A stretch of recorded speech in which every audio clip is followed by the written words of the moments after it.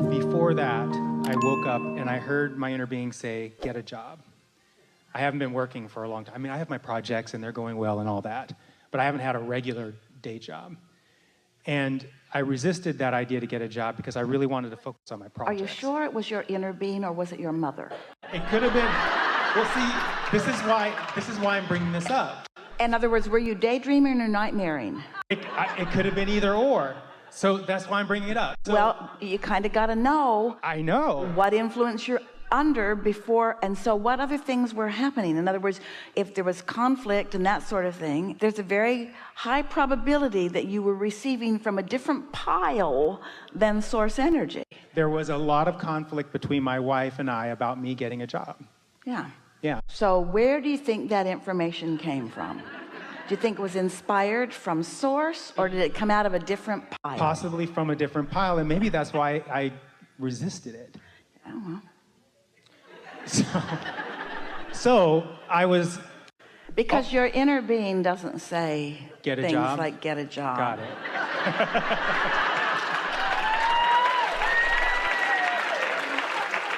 Especially not with that tone. Get a job. Well, it was more like I came out of this dream and I said, should I get a job? And it said yes. That's how it went. Anyway, so what I want to do, Abraham... So before you go further, we just want to clarify that you are often in the receiving mode. You just want to know what you're receiving from. And how you're going to know that? By what came before, by what your mood or attitude has been. In other words, this is the whole point of this. We say, get out ahead of it so that you know where you're getting the information, yes? Yes, but the thing is that this whole job thing has been a point of contention with me because I've resisted getting a job because I don't want that kind of thing. And it's turned out what I do want is I want a big pile of money, but I don't want to have to work to get it. I'm not the only one who has this belief, I think, or this desire.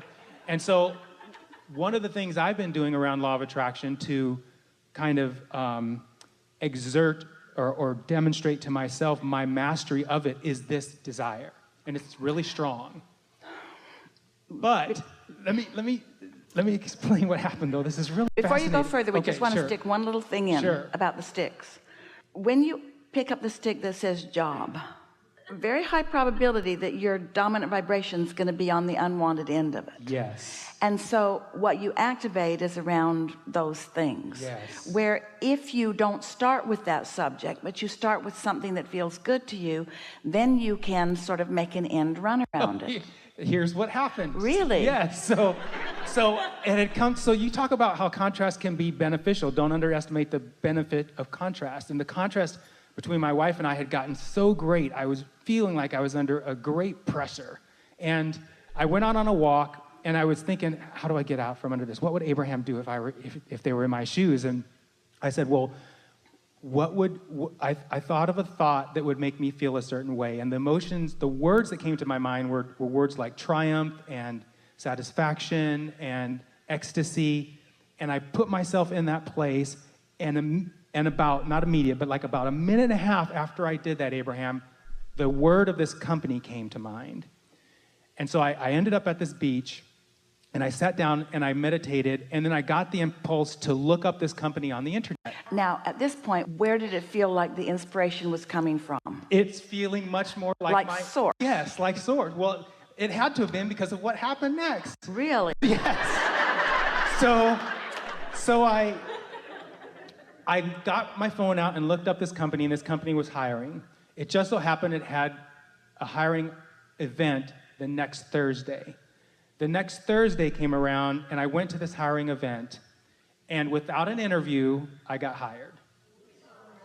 It was like lickety-split, really quick. This is what we're talking about, the difference in the leverage. Yes. It's the difference between the atomic bomb and the firecracker. Yes. Yeah. Yes. So then, I want to be careful about my language because I'm clear of the two ends of the following stick I'm about to describe. I am moving towards a life experience that does not include my wife because that fills me with joy when I think about that. And on that Thursday, I had been inspired to go to this apartment complex. And I went to this apartment complex, and they had a vacancy, an open apartment. And I talked to the manager, and long story short, I have this apartment now, and it's only 20 minutes from this place where I'm going to be working. So it's all working out. Several months ago, I listened to an Abraham video where you were talking with a guy who wants the same type of pile of money that I want, but he didn't want to work a job. And you said that it would be better for that person if they got a job as a bridge to realizing their pile of money, because they had run out of money that would last them long enough to get to the pile of money they wanted. Well, it's all about where you stand and the path of least resistance from where you are to where you want to be. Yes. So this job came to me, it felt like the path of least resistance, because I was really resisting. Oh, it was way a path of least resistance. Yes. It was a path of no resistance. To many things. It was a path of no resistance. We want to talk about something, however, because you don't have to jump into action right away, and it's usually best if you don't. But we want you to consider this. The pressure that you felt, mostly from your conflict with your wife. So now, think about how this is all wrapping around together, how the path of least resistance that you remember us discussing with someone else was, you can't believe what we're saying like you did about getting under the influence of source and allowing something like that to unfold, but you really need money. The path of least resistance is for you to do something that lets the money flow to you. That's essentially what that video was that you watched. Yes. And our message to him wasn't that you will forever be employed or that you will ever have a job. It's just that priming the pump, doing something that releases the tension and the trauma of not enough money is what's necessary to do. Now, we would always rather that it be a vibrational journey, but in the grips of bondage or in the grips of poverty, you just got to do what you got to do, and what you got to do has to be all right. In other words, all that you have access to has to be enough. And if you can let all that you have access to be enough, then things will start loosening up for you until eventually that person on the video could be like you, being able to distinguish the difference between get a job and something else dropping in. That's what this whole conversation today has been about, is about you getting out ahead of it so that you realize where your information is coming from. So you realize when true power is at your fingertips and when you've got yourself sort of blocked off from it. But the other thing that we want to touch on lightly is this. In the same way that you resisted the idea of a job, but you are able to make a clear distinction with all of us here between the job that get a job meant and the job you were hired. You got a job, but you feel very exhilarated about that, where you weren't exhilarated about a job. Are you following us? Yes. In other words, it's still the same subject, but it feels different because of the end of the stick it is. And we just want you to realize that just like the job could feel not good or good, the wife can too. So don't be too quick to let some momentum that you know is obvious contrast momentum be the motivating factor that causes you to take some.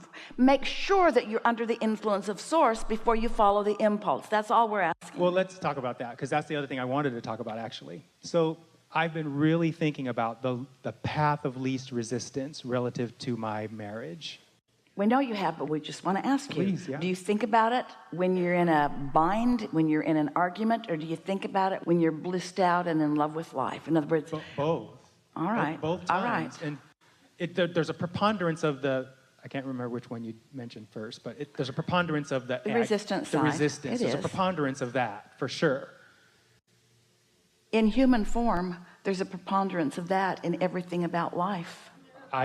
There just is. Do not disagree with that. Because there's just stuff that you got to do and you don't want to do all of it. And it takes a little while for you to make the best of it until it gets bester and bester and bester and bester and bester.